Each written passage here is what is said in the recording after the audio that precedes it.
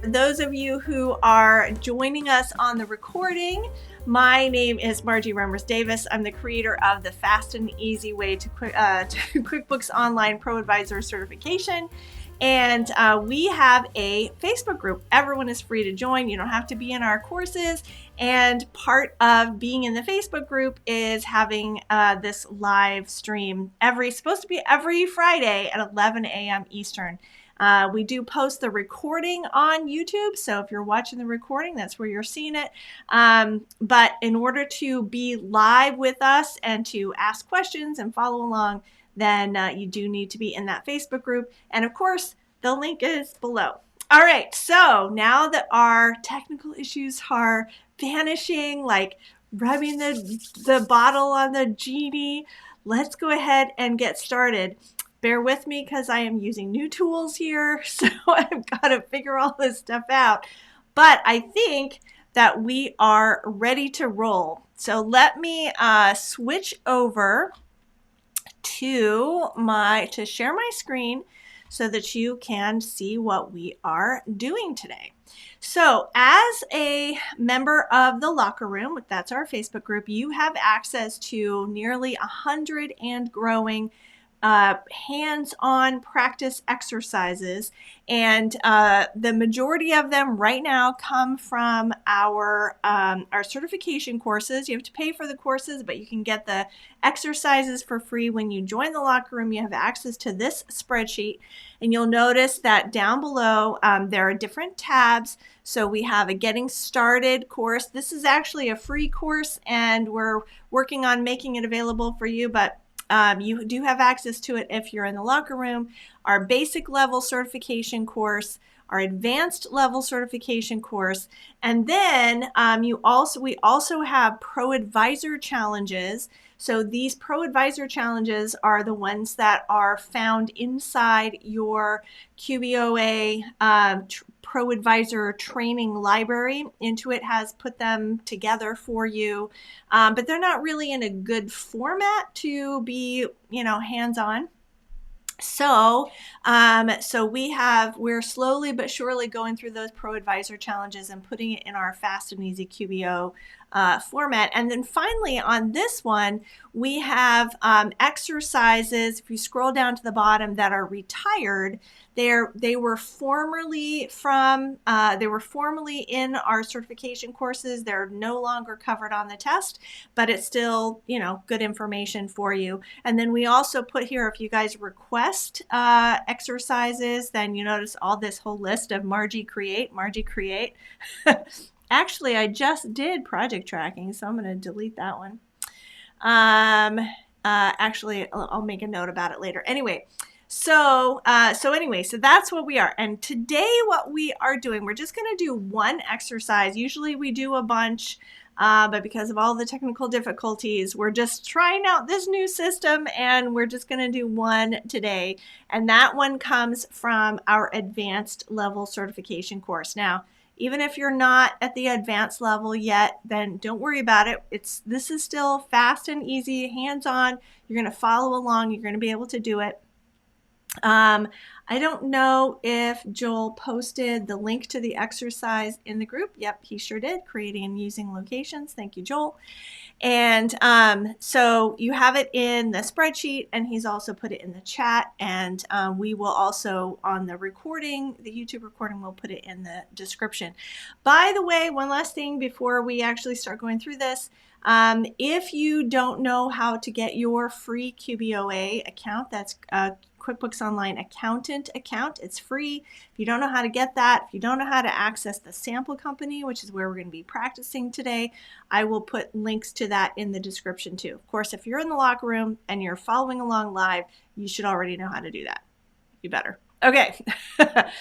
All right. So here I am in my sample company, and here is our exercise, creating and using locations. Now this is a really important, let me just put my face back up on the screen here because this is really important. I just want to talk to you. Okay.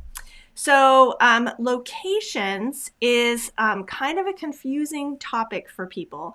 And it is on the advanced level certification test, and folks have a hard time wrapping their head around it. And here's why. there are two different types of locations. There is the location of the customer, okay, so where the customer is, and then there is the location of the business. So, and by that is the location of the sale, okay? So there's the location of the sale, and then there's the location of the customer. Now, when we talk about the location of the customer, we're typically talking about sub-customers. So you have like, in the sample company, we actually have an organization called Freeman Sporting Goods. And Freeman Sporting Goods has two different locations, and each of those locations order stuff, buy stuff, pay for stuff, right? They're separate. They're under the Freeman Sporting Goods, but they're different, locations of the stores, okay? That is customer locations. That's not what we're talking about today. What we're talking about today is Craig's location. Craig is our business owner in the sample company. And Craig now has two different locations from which he sells stuff. And that's what we're going to be talking about today. Now, to make things even more confusing, you can have those things cross over. So you can have Craig has multiple locations and he has a customer that has multiple locations, and then they kind of cross over. That's not what we're going to be talking about today. We're just going to be focusing on Craig's location, so the location of the sale. All right, so let's get into it. I'm going to hop back here so you can see. All right, so we are in the sample company. You should already be there, and then here's our scenario. Craig's business has really grown, so he has opened up a new East Coast office. He will need to track all income and expenses for this location, and the new address, which is right here in Albany, will need to be on all his sales forms. How would you help him set this up? Okay, so you can click next here, or you can go here for step one. The first thing we're going to do is we're going to turn on the locations feature. And the way that we do that, we go to Account and Settings, click the Advanced tab, then the Categories section. Okay, so let me do just that much. So here I am in my sample company. To get to Account and Settings, I click the gear icon, select Account and Settings.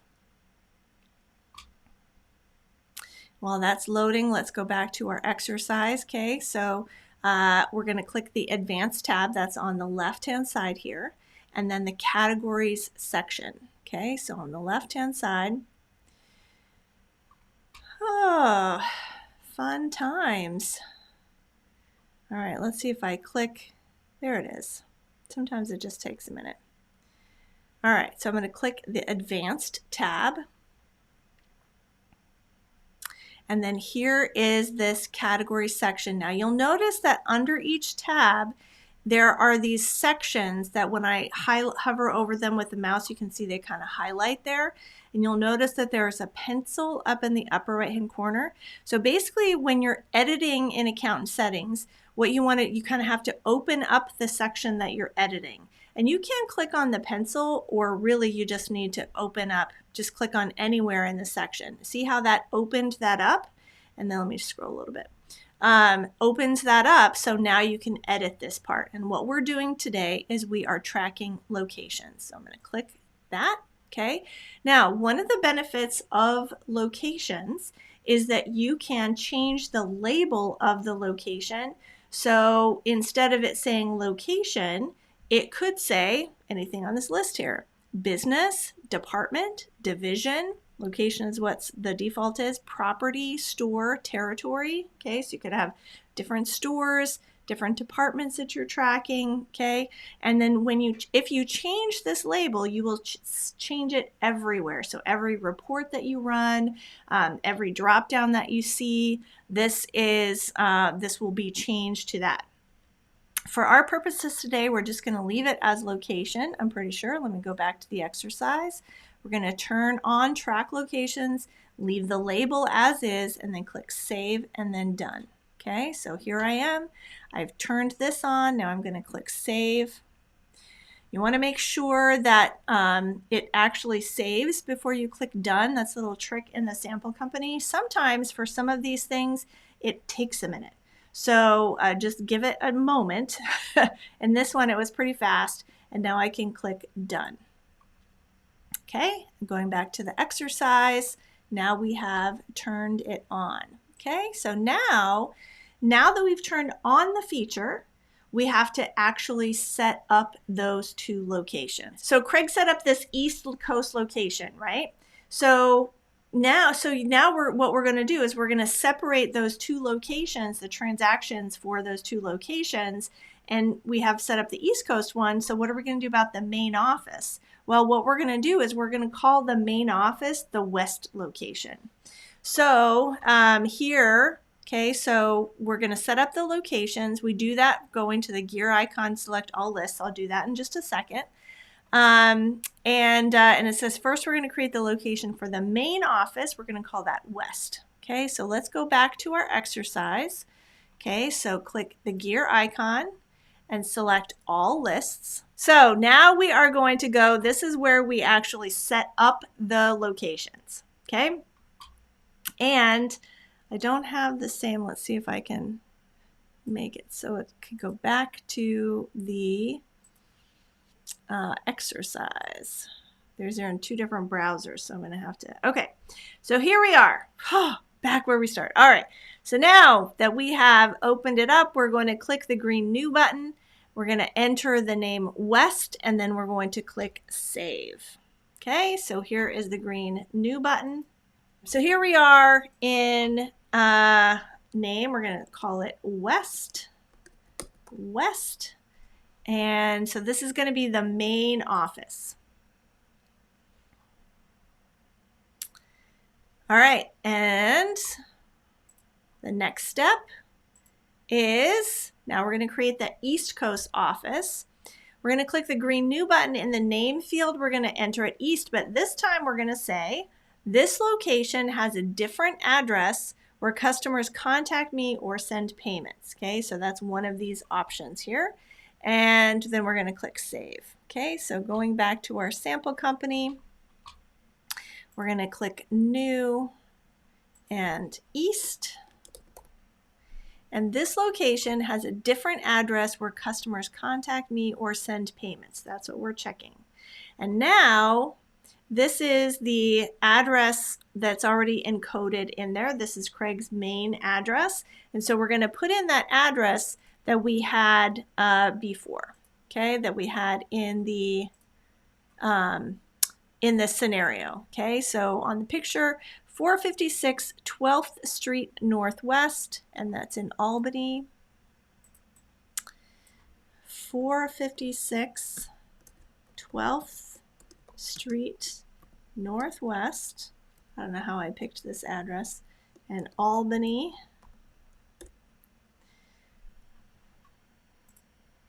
Uh, 12212. Albany, New York. 12212. Now, question that you might be asking is whether QBO checks to make sure this is a valid address. And the answer is here, I don't believe so. But in other areas of QuickBooks Online, especially in QuickBooks Payroll, it does have that little check to make sure that it's a valid address before you can continue. But this one I think is fine. So I don't think it checks that. All right. You could always test it and find out. All right. So now that we have our two locations, we have our East location and our West location. And am I still streaming? Are you guys still with me? Hold on. Let me check. Yes. Yay. I love you guys. All right. So now we're going to go back to our exercise, step 5. Now we're going to assign old transactions to the locations. We're going to do the reclassify tool to do this, and we're going to click Accountant Tools and select Reclassify. Okay, we're going to go Accountant Tools and Reclassify. So this is a little lesson not only in locations, but also in reclassifying locations. Last year there was a question on the test that was specifically about reclassifying locations. I think, which is why I wrote the exercise this way, but I don't think that's on the test this year. I could be wrong. follow the course, not what I say off the top of my head.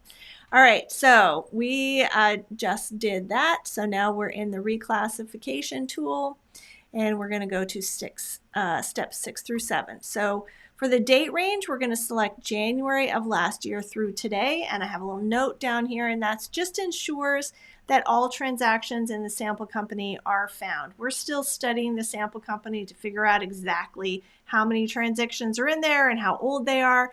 But if you grab from January 1st of last year to today, that should take care of them. Okay, so we're going to go 0, 1, 0. Do I have to put a slash? I can't remember. 0, 1, 0, 1, 0 slash 2022. Okay, so now there is one customer, Pies Cakes, that has to be reclassified to the East Coast location. Okay, so we're going to use the customer vendor dropdown and select Pies Cakes. Then we're going to click Find Transactions. If you got my email, then you know that I said that I recently rewrote this because this whole section here was a little bit confusing in the last version. So that's one of the changes that I made. All right, so from here, we're going to scroll to find Pies Cakes, which is right there. And now we're going to select Find Transactions. All right, going back to our exercise, step 8, we're going to click the checkbox at the top of the grid to select both transactions and then click Reclassify. Okay, so this little checkbox right here, then we're going to click Reclassify. And notice I can change the account, I can change the location, and if I were using classes, which is a different exercise, then I would also have classes in the list. Okay, so step 9, we're going to use the Change Location to drop down to select East, then click Apply. Okay, change the location to East, and then click Apply. All right, and notice here it's for location, it says East. Even though I capitalized it, it doesn't capitalize right here. And I tested and tested and tested this. I'm like, why the heck is this not capitalizing? I don't know. It just doesn't. So you just have to live with it. Okay, so step 10. There is also one vendor, Hall Properties, that will need to be reclassified to the East Coast location. So we're going to click the Customer Vendor dropdown, select Hall Properties. And then one thing that can be confusing, okay, so we're going to do this again, but now we're going to select Hall Properties. And what you may do is you might go through just like this, F, G, H, wait, where's Hall Properties? So in this list, the customers are always first, and then afterwards are the vendors. Even though it doesn't say customer right here, these are all the customers, and you have to scroll for the alphabet to start over again. Okay, so here we go. Weisskopf Consulting, that's the last customer alphabetically, and then Bob's Burger Joint, that's the first vendor alphabetically. Okay, so I know that confused me for a long time. All right, so here we click Hall Properties. Okay, going back to our instructions, we're going to click Find Transactions in just a second. And then we're going to click the checkbox and reclassify. Okay, so we've got this, we've got this. We're going to click Find Transactions. This time there's only one. We're going to click it. We're going to click Reclassify, change the location to East, and then click Apply. Okay. All right, moving on to step 12. It's getting close to my head there. Let me do some scrolling. Okay. Step 12, didn't I just do that? East, yeah, I just did that one. Okay. Step 13. Finally, reclassify the remaining transactions to the West location. Okay, so now we just have those couple that are East, because remember, East is our new location. So we just have a couple that are East. And now we're going to go in, we're going to reclassify everything else to West. So how are we going to do that? Well, in the location dropdown, we're going to look for all of the ones that don't have any location specified. Okay, so we have a couple now that had East. Now we're going to look for all the ones that have none, no location at all. And then we have to remember to change the customer vendor back to all. Okay, so going back here, here's the location. We want to specifically find transactions that have no location. Okay, and then we want to change to customer vendor here. We're going to say all. And now we're going to select find transactions. Now there are several pages of transactions to reclassify. And this right here, this little message, you can only reclassify one page of transactions at a time. That's actually a new message. That's a nice little thing that they gave us. This has always been true, but they didn't always tell us it was true. So thank you, Intuit, for giving us this little message. Okay. All right, so going back to our exercise, step 14, note that you can only reclassify one page at a time. So you will have to repeat the following steps a couple of times. We're going to click the checkbox at the top of the grid to select all transactions. But don't click reclassify yet, even though my picture, I need to change that picture because that picture is not right. Joel, if Joel got back on, if you could make a note that step 14, I need to change up the picture because that picture is not right. The arrow needs to be on this little checkbox. Okay, so here we go. I'm checking them all, okay, but I don't want to reclassify quite yet because there's an important thing here. Important, as I just said, important. There is one transaction in the sample company that cannot be reclassified and will cause your system to hang if you try. You must uncheck it prior to continuing, and that is the one that is deposit to savings. Okay, so we're going to look for that transaction. I'm going to scroll here, and there it is right here, this deposit right here. We want to make sure we uncheck that one. Okay, so once you've unchecked that one, you can click reclassify, change the location to West, because these are all the remaining ones, remember, that need to go to West. So now we're going to click apply. And I got ahead of myself. That was probably step 16. Yep, step 16. Step 17. Okay, in addition to that one problematic deposit transaction, there are also 2 sales tax transactions that can't be reclassified. Okay, so the deposit one will cause the system to hang if you don't uncheck it. The other 2 you'll get an error message, but it won't cause the system to hang. Okay, so we're going to keep doing this until we get all of the pages done. Okay, so I have to remember to uncheck deposit. Then I'm going to reclassify, change location to West.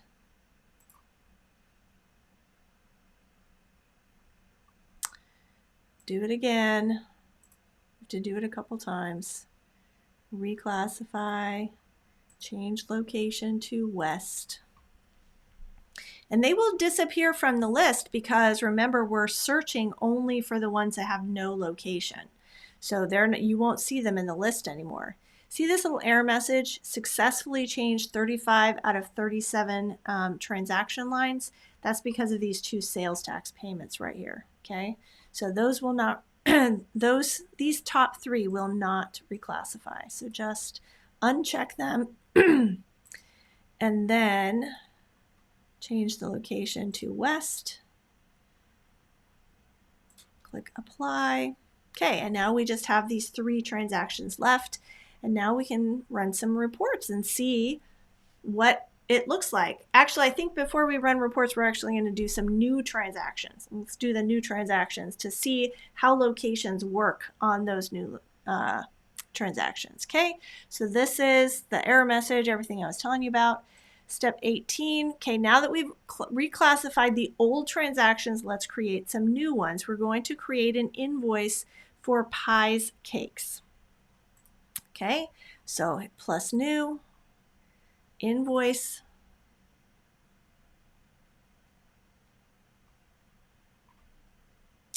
Uh-oh, Oh, there it is. Select pies, cakes, pies, or not an exclamation point, what's that called? Apostrophe. Okay.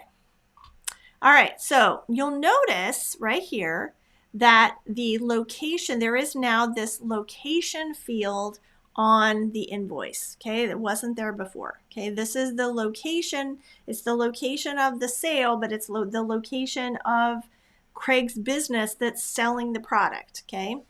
And you'll notice that West is automatically selected.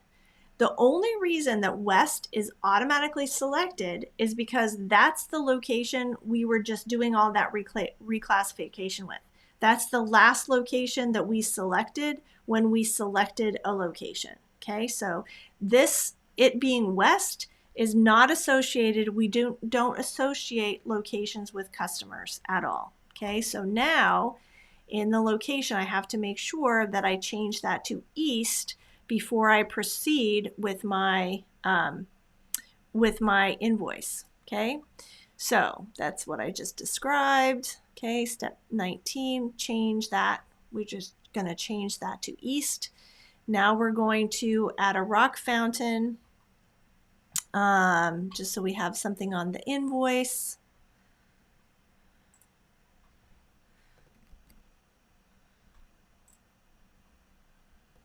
Rock fountain. We're always selling rock fountains. Okay. And then we're going to click print or print preview. Okay. Click that and then click it again. Print or print preview. Okay. So we'll save the invoice and then it's going to show you what it looks like. And the reason that I'm doing this is so that you guys can see that right here, oh, my little highlighter doesn't want to follow me, but right here it says the address. This is the East address. Okay, that's because we selected it from the list. We said this was the East location. So now when I print the invoice, and because I checked that little box, now that's what it's going to show up as. Okay, so we're going to just close that. We don't need this invoice. Let's see. What am I going to do? Step 20. This is what I just described. So we click close and then save and close. So here is my save and close. Okay, so next we're going to do the same thing with a bill. Now bills are interesting because they have a special feature when you have locations turned on. So we're going to create a bill for Hall Properties. Plus new, select bill.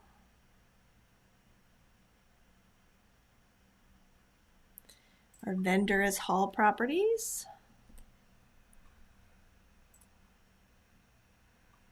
Okay, notice what location is selected. Okay, it's selected as East only because East was the last location I used. Okay, it's not at all related to Hall Properties. QuickBooks doesn't know that Hall Properties is an East Coast vendor. Okay, so you just have to always remember to select that. Okay, this automatically came in from the last time we had a bill for Hall Properties. Okay, this is what this says right here. So now we're going to click save and close to exit the invoice. Or that's another typo. Joel, if you're with me, step 22, click save and close to exit the bill is what it should say. We'll get that fixed. All right. Okay, so we're going to hit save and, oh, darn pop-ups. Okay, save and close. Okay, and then here's the interesting thing when you use locations for bills. We're going to go to the Pay Bills screen, and then you'll notice that we can filter it by location. So I can go and pay bills, hit plus new, pay bills,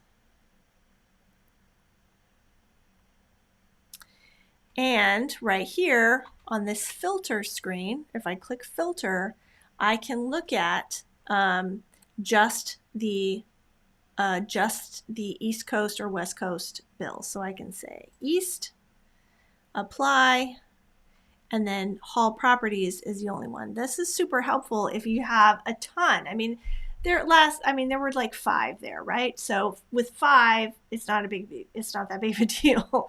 But if you had 20, you can see how it would be really beneficial to sort them just by the location.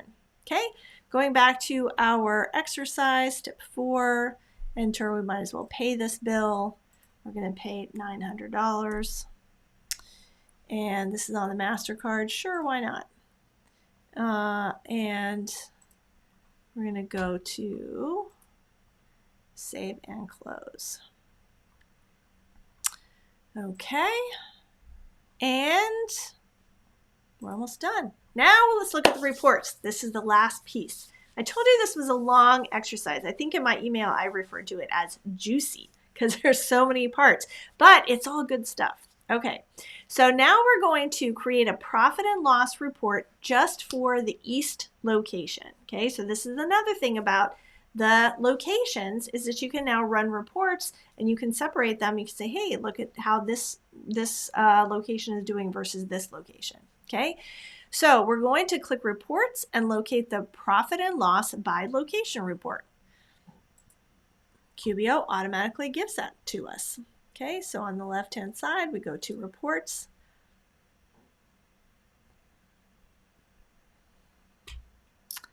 And profit and loss by location.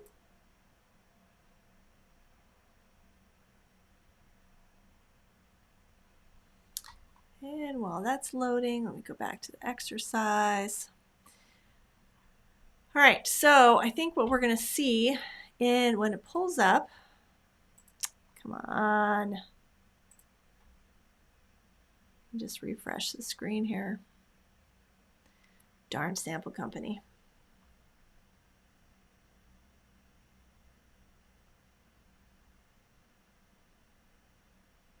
Oh, stick with me, we're almost to the end. Okay, so when I pulled up the profit and loss by location report, then you'll notice that it pulled up both the East and West locations. Okay, so I have a column for East, a column for West, and then I have a column in case there were any transactions that were not specified.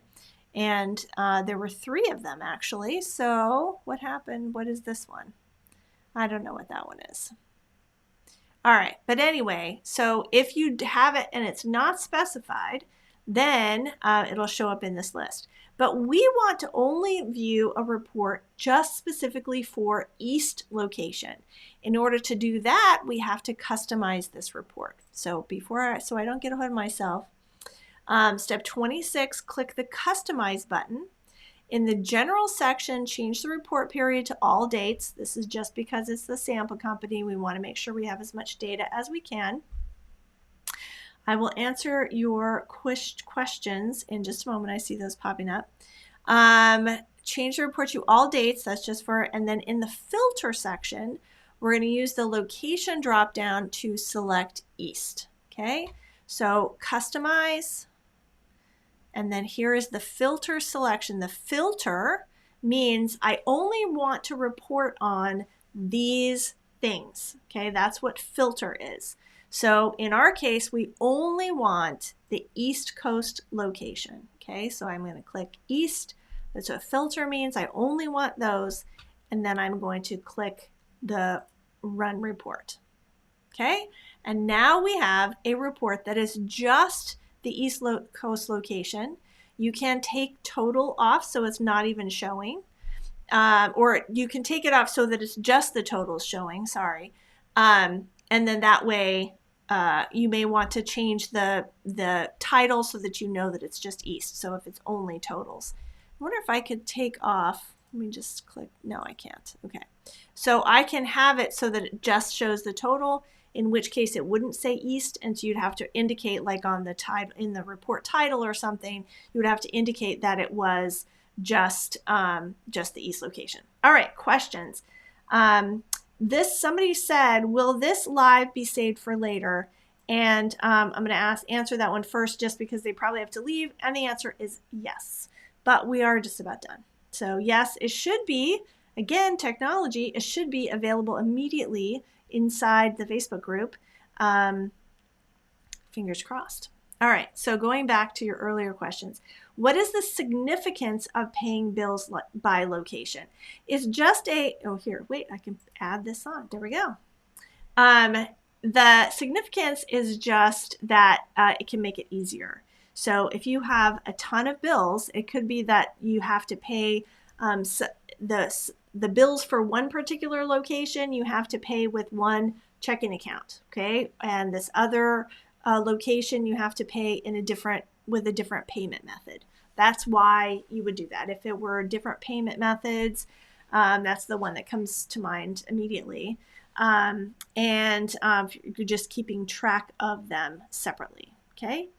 And then another person said, with locations turned on, can we go into our customers and vendors and designate location? No. The location is not related to the customers and vendors. The location that we're talking about is the location of the sale, which is Craig's location. So Craig is the one that has two. This is really important. I'm going to make myself big here again because I want to say this again. All right. So there are different types of locations. Your customer could have multiple locations. Your vendor could have multiple locations too, in which case for the vendor, you would just create, it's pretty rare to have like sub vendors. I don't even know if it's possible, but customers could have different locations. In the beginning, I talked about in the sample company, Freeman Sporting Goods has 2 different locations, and you can choose whether those different locations, whether you should send invoices to the same address, different address, all of that. That is different. That is a different concept, a different live stream, a different set of exercises when you have separate customer locations. The locations we are talking about Craig's locations. And Craig's locations are not associated with the customer or vendor at all. So it's always going to show you the last one that you used. That's why I showed you that. It's not at all associated with the customer or vendor. All right. Let's see. I think that's all the questions. And then let me just hop back to finish up. How do I get rid of that? Okay. Let me just hop back over to just show you how to get rid of this thing, because I think I have this in the total. So we, in the finished section, okay, since this report is already filtered by location, there's no need to display it in the column heading. So we have 2 columns here, East and Total. Okay, you can remove it under Customize by selecting Totals Only. If you do that, be sure to change the report heading so that it accurately reflects the fact that it is only the East location. Okay, so let me just show you that real quick, and this will be the last thing. Okay, so we're going to go into here, and the columns, we're going to say Total Only. Okay, and then if I run the report, notice it says total. It's already filtered by East. This is only the East data, but there is nothing on the report that tells us that it's only the East data. So you could, by clicking that little pencil, you could change this profit and loss. I don't have this in I don't have these details in the exercise, but this is how you would do it for East location.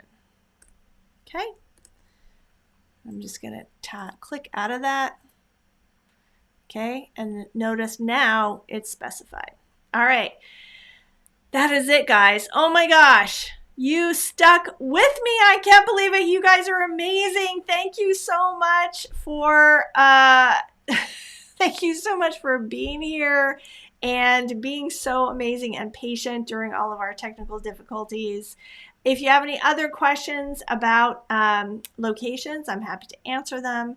And otherwise, I think we're good to go. I'm excited to watch the recording to see how I look and if everything's fixed and what happened during the stuff when you guys said you lost me and all of that stuff, to see if that's all worked out, to see what happens. But oh, thank you. You guys are so nice. I'm the champ. You're the champ. You're the one that sat here with me this whole time. All right. I don't see any other questions. So thank you for your amazing comments. And I will, fingers crossed, see you next week. Have a great weekend.